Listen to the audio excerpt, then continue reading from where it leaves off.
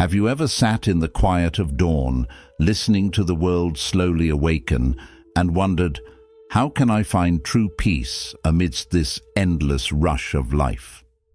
Buddhism, with its timeless wisdom flowing through centuries, teaches us that peace is not something to chase outside, it is a gentle awakening within. It whispers that everything meant for us will arrive when our hearts are ready to receive, just as a flower blooms only when touched by the warmth of the sun. In this journey, we will explore ancient stories and reflections that reveal a powerful truth. Letting go is not about becoming cold or indifferent.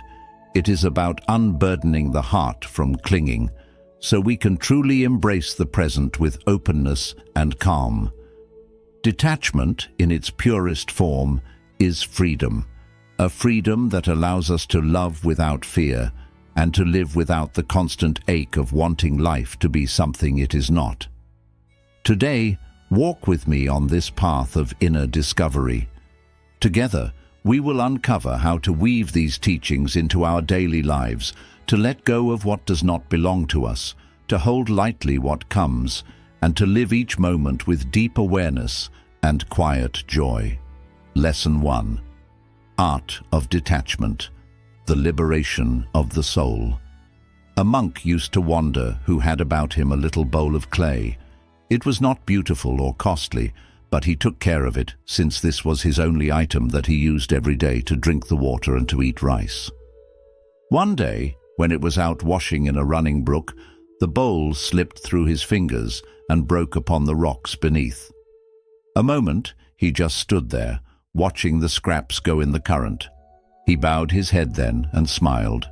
A young follower who witnessed it told his master, "Master, why are you smiling after you have lost your only bowl?" The monk answered quietly, "Because I knew that it never belonged to me. It was already broken in the future, even before it broke. Now it has just gone back to earth." Being detached does not mean toughing up your heart. It does not concern opening the doors of your heart too wide so that it stopped being so attached to the ephemeral condition of life.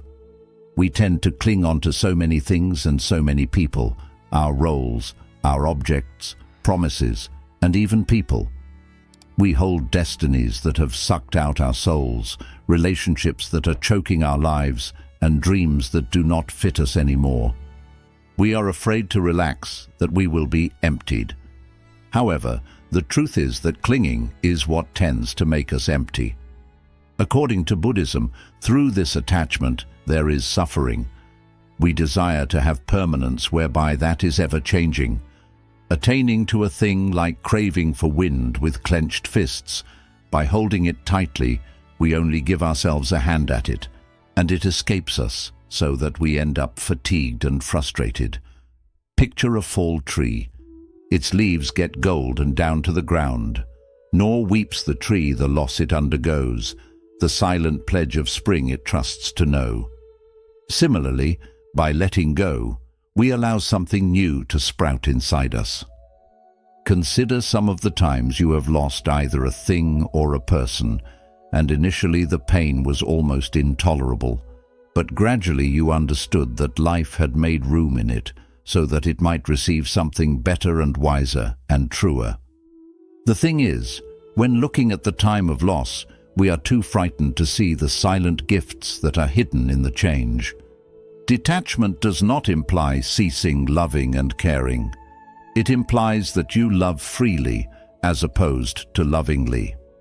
This means that you have a deep sip of life that is given to you every day, but not to the extent that you hold it tight, so that when it spills, you also end up breaking your heart with it. The first key to the inner peace is this art of letting go. Only then, when we cease to fight against the transitory nature of life, shall we start getting that which comes to knock at our door. Our heart will be open, and our soul will be free. Lesson 2. Radical Acceptance. Embracing reality as it is. There was once a young seeker who spent years meditating in the forest, hoping to become enlightened. But each morning, as he opened his eyes, The same worries returned to his mind.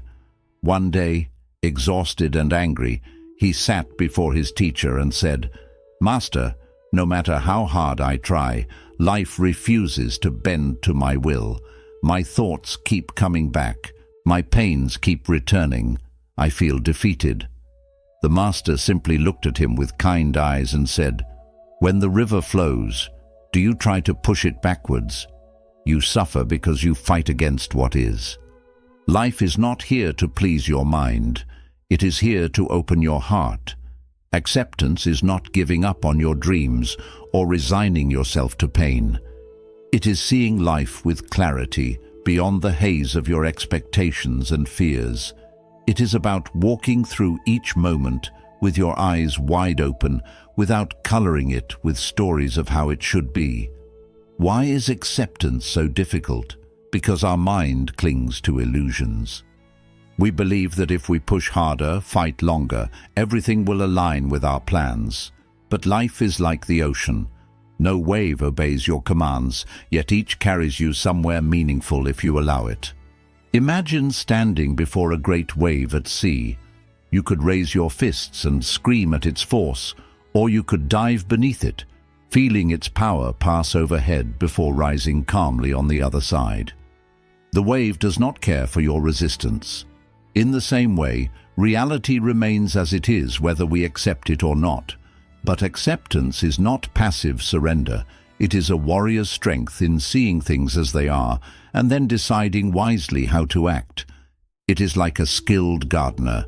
She cannot command the rain to fall nor force the sun to shine, but she tends to the soil, prunes what has died, and trusts that with care and patience her garden will bloom in its own time. Consider the archer. He draws his bow with perfect focus, but the wind may change the arrow's path. He does not rage against the wind. Instead, he adjusts his stance, studies the breeze, and learns to shoot with its currents rather than against them. So too with life. Many forces lie beyond our control, but acceptance gives us the freedom to focus on what we can change: our intentions, our actions, our responses. Sometimes we fear that accepting reality means we are defeated, but in truth, acceptance gives us power. It releases us from fighting shadows, from exhausting ourselves against what cannot be undone. It opens space to ask a deeper question: what is this moment teaching me? Instead of, why is this happening to me? This simple shift transforms suffering into wisdom. Even the darkest nights hold stars, if only we stop resisting the darkness long enough to see them. And perhaps the hardest acceptance is of ourselves, our mistakes, our scars, our hidden fears. We punish ourselves, thinking it will make us stronger, but transformation never comes from hate. It grows from understanding and gentle honesty. Like the monk who watched his bowl break and smiled, knowing it was never his to keep. We too find peace when we accept that everything comes and goes as it must. In this quiet surrender, trust is born. Trust that what is meant to stay will remain, and what must leave will do so in its own time. Only in that trust can we rest finally in the deep tranquility of the present moment. Lesson 3. Trusting fate, the wisdom of letting life unfold. In an obscure mountain village there dwelt an ancient monk of rock tsunami peace. One particular morning, when he was sweeping the temple courtyard, he was overtaken by a person outside the village who came to him in great excitement. "Master, hast thou heard? Your one cow is gone, lost into the forest. How bad is that? How will you drink milk or sell butter now?" The senior monk stood his broom against the wall, put his eyes shut, and said amiably, "Fortune or misfortune, only time will tell." A few days later, the cow brought back with her a great bull, said the villagers. "How marvelous, master! You have two till you land now. How good luck or bad luck, what knows?" smiled the monk. Not many days later, in breaking a bull, the disciple of the monk fell to the earth and broke his leg. and once more the people of the village shouted, "How unlucky!" But no, now your pupil cannot be of help to you. The monk, however, retorted, "Fortune or misfortune, only time would show." The weeks passed. A war exploded throughout the kingdom. Soldiers arrived in the village and took all young men to fight. Yet they did not want to take the disciple with his broken leg. The people of the village cried when their sons were going, but they all surrounded the old monk and said, "Oh, how blessed art thou, master! Thy pupil is spared."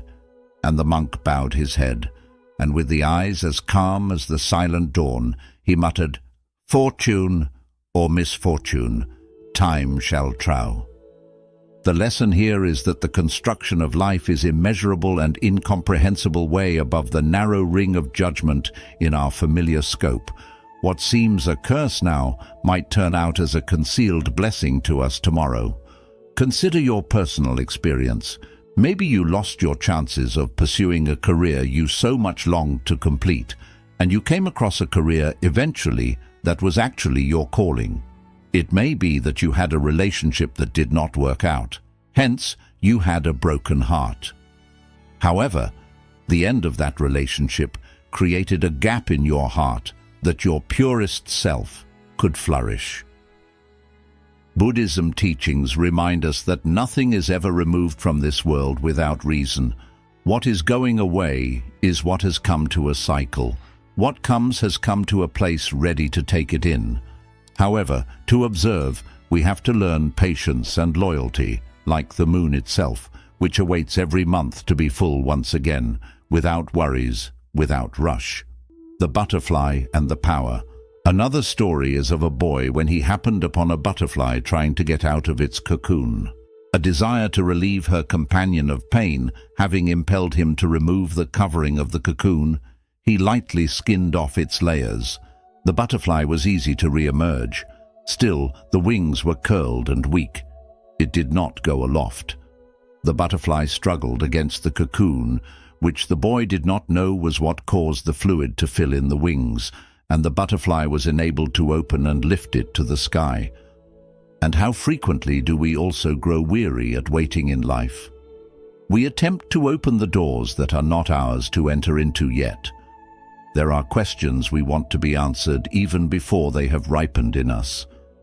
However, wisdom takes time and growth is not timely. Having faith in life does not imply sitting on the couch doing nothing. It serves to address what is within your responsibility or ability, such as a farmer to the crops he cultivates, to water it, to pluck the weeds, but not to tug at the shoots so that they grow more quickly. He is aware that every seed moves in a perfect timing. Buddhism urges us to look at life as a bystander. Rather than being opposed or combative towards everything that happens, we are able to soften our hearts and ask, what does this teach us? The lesson may not be obvious now, though. As time goes by, its goal can always be realized. As we embrace the inconstancy of life, we breathe with lightness. Their grip of fear and anxiety are loosened.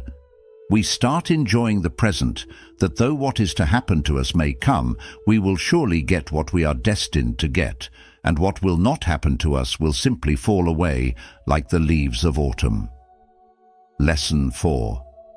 Meditation, finding stillness amid life's storms. Along the winding paths of trust and acceptance, there lies a sacred practice that anchors us when life feels turbulent. Meditation. In a small forest monastery, a young monk sat before his teacher, tears filling his eyes. "Master," he whispered, "my mind is like a restless ocean. I try to find peace, but the harder I try, the stronger the waves become." The master smiled gently and placed a bowl of water filled with soil before him. Stirring it with a stick, he said, "Look at this water. When it is agitated, can you see your reflection clearly?" "No, master," replied the monk. The teacher set the bowl down. "Now wait." Slowly, the soil sank to the bottom, leaving the water clear and still. The master spoke softly, "This is your mind. Peace is not created by force. It appears naturally when you allow the storm to settle. Meditation in Buddhism is not about silencing the mind or escaping the world. It is about learning to sit with ourselves, without judgment, and observe each thought as it arises, like watching leaves float down a river, carried away by the current. In our modern lives, we are surrounded by endless noise, phone alerts, deadlines, social pressures, inner fears. Our minds are rarely at rest. Meditation is like stepping out of a crowded marketplace into a silent forest, where for the first time you can hear the whispers of your soul. Beyond its spiritual roots, science confirms meditation's profound effects. It lowers stress, calms the heart, sharpens focus, nurtures emotional resilience, and strengthens the immune system. But its deepest gift is spiritual. It reminds us of impermanence. When we sit quietly and observe our breath, we see that everything arises and passes away. Thoughts come and go like drifting clouds. Emotions appear like morning mist and dissolve under the sun. Pain, worry, and sorrow are no different. Nothing remains forever. In this simple truth lies profound freedom. Many people say, "I can't meditate. My mind never stops thinking." But meditation is not about emptying the mind. It is about realizing you are the sky, and your thoughts are only clouds drifting by. The sky remains vast and untouched, no matter how many clouds pass through it. Simple practice to begin. Breath meditation. Find a quiet space. Close your eyes and feel the coolness of each inhale and the warmth of each exhale. Do not try to control your breath. Simply observe it like a silent guardian watching the tides. Gratitude. Meditation. Each morning or night, bring to mind 3 simple things you are grateful for. The taste of fresh water, a loved one's smile, the softness of your pillow. Gratitude realigns your heart from scarcity to abundance. Letting. Meditation. Visualize what burdens you as a stone held in your hand. With each exhale, imagine your fingers loosening, releasing it into a river that carries it far away. Feel your hand become light and free again. As you practice regularly, you will notice a gentle change within. Reactions soften. The chaos of life feels less overwhelming. Moments become richer and more alive. Meditation teaches us to be fully present, and in that presence, we discover a power greater than control. The power to surrender gracefully to life's flow. This art of surrender is the next step on our path to awakening. Lesson 5. Letting go of control. Flowing with the universe. Along the banks of a quiet river, a master and his disciples stood watching the water glide over smooth stones. The morning mist rose above them as the disciple asked, "Master, how can I find peace in a world that refuses to follow my plans?" The master gestured toward the river's gentle current. "See how the water flows. It does not resist the rocks in its path. It moves around them, embracing each turn without complaint. That is how peace is found, by flowing with life rather than struggling against it." We spend much of our lives trying to control every detail: our careers, relationships, health, and the opinions others hold about us. We tell ourselves that if we plan enough, we can avoid pain and secure happiness. Yet life is like this river, always changing, moving with its own mysterious flow. The more we hold on to what we cannot control, the more we suffer. Buddhism teaches that peace comes not when everything is under our control, but when we release the illusion that it ever could be. Letting go does not mean giving up or becoming careless. It means understanding that we can give our best efforts, but the results are never fully ours to decide. We can love someone deeply, but we cannot make them stay. We can feed our bodies with healthy food, Yet illness may still arrive without warning. We can speak honestly, but we cannot make sure we will be understood. The man on the cliff. There is a story of a man who slipped from a narrow mountain path and in panic grabbed the root of a tree sticking out from the cliffside. Hanging there, tired and terrified, he cried out for help. Hours passed, his fingers aching with pain, until finally his strength gave out. He let go, ready for death, only to discover he was standing on solid ground just a few feet below. How often do we live like this man, holding tightly to things that wear us out, believing that letting go means certain disaster? We cling to jobs that drain our energy, to relationships that suffocate us, to dreams that no longer match the person we are becoming. We fear that if we release them, we will fall into emptiness. Yet often it is in letting go that we finally find the firm ground we were looking for all along. Cultivating the art of surrender. How do we learn to let go? First, by accepting that uncertainty is part of life itself. There are no promises written in stone. The true source of our fear is not uncertainty itself, but our resistance to it. Instead, we can choose to welcome each day with curiosity rather than fear. Ask yourself, what hidden gift might life bring me today? Often, what we see as problems are actually doors in disguise. Losing a job may create space for your true calling to appear. A heartbreak may open your heart to receive a love that truly respects your soul. Every ending carries the seed of a new beginning. Another way to practice letting go is to act without holding tightly to results. Paint because you enjoy the colors, not because you want praise. Write because words free your spirit, not because you are seeking approval. Like children who play just to feel the wind on their faces, we too can learn to live with pure presence, the role of meditation.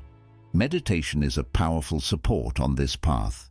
It teaches us to watch our fears rise and fall like waves on the ocean without being drowned by them. It shows us clearly what we can influence and what is beyond our reach. Letting go of control is not passive surrender. It is the quiet confidence that no matter what life brings, we have the strength inside us to face it. It is trusting that the river of existence carries us not toward destruction, but toward growth. When we release our need to control, life becomes softer and lighter. Compassion grows within us, not only for the world, but also for ourselves. We begin to forgive our imperfections and release the harsh judgments we place on our own hearts. Because in the end, letting go is not only about releasing the world outside. It is about releasing the prison of fear inside us so that we may finally flow freely with the gentle, ever-moving current of life. Lesson 6. Compassion, the gentle power that heals. One quiet morning, a tired traveler sat by the temple gates, tears falling onto the dusty ground. A monk walking by paused for a moment and gently asked, "Why are you crying, my friend? I am not worthy." The man sobbed, "I have hurt the people I care about with my anger. I cannot forgive myself. My mistakes weigh on me like heavy stones." The monk sat beside him and said, "Tell me, if a bird punished itself for falling by breaking its own wings, how would it ever fly again? Guilt is the stone that pulls us into darkness. Compassion is the breeze that lifts us back toward the light." Buddhism teaches that compassion is one of the strongest forces in life, yet we often forget that it must first begin within ourselves. We speak kindly to friends, forgive their small mistakes, and comfort them when they are in pain. But when it comes to ourselves, we become strict judges. We replay past mistakes in our minds, point out every flaw, and whisper things to our hearts that we would never say to anyone else. Does this cruelty help us grow? A tree cannot grow well when its roots are cut. It grows when its roots are cared for with patience and sunlight. practicing loving kindness. There is a Buddhist practice called metta bhavana, or loving kindness meditation. It begins by sending kind wishes to ourselves. May I be safe, may I be healthy, may I live with ease. At first, these words may feel strange or even uncomfortable, especially if we carry old guilt or shame. But with time, they reach the hidden wounds within us and slowly heal them. As we grow this inner compassion, we begin to share it naturally with others. We start to realize that every person we meet is fighting quiet battles and carrying invisible burdens. Compassion then becomes a gentle understanding that no one is perfect, but everyone deserves love. Letting go of resentment. There is an old story. A man carries a sack of rocks on his back. Every stone he picked up was a grudge he held against someone who had hurt him. With every step, his knees grew weaker under the heavy weight, yet he still refused to let go. A monk passing by asked, "Why hold on to something that only brings pain?" The man replied, "If I let go, they will not know my anger. But they cannot see this burden you are carrying," said the monk. People only see actions. Anger is like holding a burning coal in your hand, ready to throw it at someone, but you end up burning yourself instead. Bitterness is like pouring poison into old wounds, stopping us from moving forward with an open heart. Forgiveness does not mean forgetting what happened or excusing someone's harmful actions. It means freeing ourselves from the chains of resentment, so life becomes lighter and easier to walk through. Cultivating compassion for those who hurt us. How can we feel compassion for those who hurt us? First, by understanding that people act from their own pain and awareness. Someone who causes harm is often guided by their own suffering. This does not excuse their behavior, but it helps us stop taking their actions personally. Second, by giving ourselves the time we need to heal. Forgiveness does not happen in a single day. It is a process of letting go again and again, until the wound heals with wisdom, instead of only leaving a scar. Third, by understanding that compassion is not weakness, it is strength. It takes courage to forgive. It takes bravery to release what hurts and choose peace instead. The transformative power of compassion. When we begin to live with compassion, our lives start to change. We shift from reacting with fear to responding with love. Our hearts grow softer, our words kinder, and our presence becomes a safe space for ourselves and for others. This compassion is not only about big actions. Sometimes it is simply pausing to breathe before saying something harsh to yourself. It is gently placing a hand on your heart when old guilt appears and saying, "It's okay, you are still learning, you are human." Through compassion, we discover a deep peace within. A peace that spreads outward, touching others and helping create a world with less suffering and more love. Conclusion. As we reach the end of today's journey, remember this: life will always remain uncertain. People will come and go. Plans may fall apart and dreams may change their shape. Yet inside you is a quiet place untouched by the noise of the world. A place of deep peace, trust, and silent strength. Every time you choose acceptance over resistance, compassion over judgment, and presence over anxiety, you return to your true home within. If today's teachings gave you clarity, just imagine what life could become when rooted in these truths. So I invite you to reflect on which lesson touched your heart the most. Write it down and keep it close today as a gentle reminder. And if you wish to continue growing on this path of peace and wisdom, do not forget to subscribe to our channel. Every day, we share timeless Buddhist teachings to guide your life with calmness, courage, and compassion. Also, a special bonus lesson is waiting for you in our next video to help you go even deeper on this journey. Until then, may you move with life like a gentle river, trust its wisdom, and walk each step with a peaceful heart.